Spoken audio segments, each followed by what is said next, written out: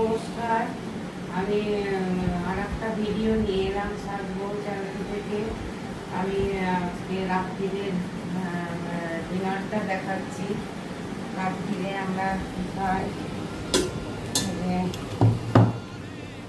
এটা করেছি লাউ পাতা ডাঁটা দিয়ে, পটল, কাঁঠালে বিচি, তারপরে আলু দিয়ে, ছোলার ডাল দিয়ে লাউ পাতা,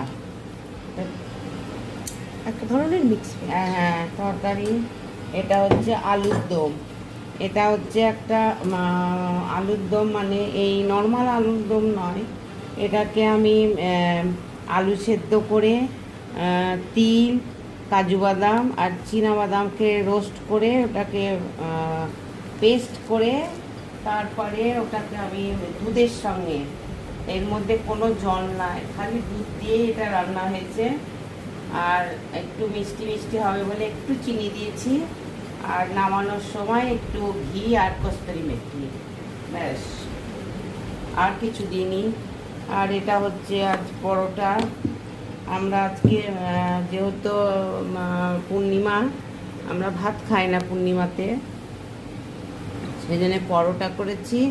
আর এটা আমার রাত্রিরের গোপালের প্রসাদ।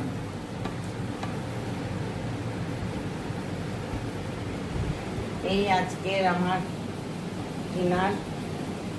ভালো লাগলে কমেন্ট করবেন, লাইক করবেন। আবার দেখা হবে পরবর্তী ভিডিওতে। সাবস্ক্রাইব করবেন, কমেন্ট করবেন, লাইকও করবেন।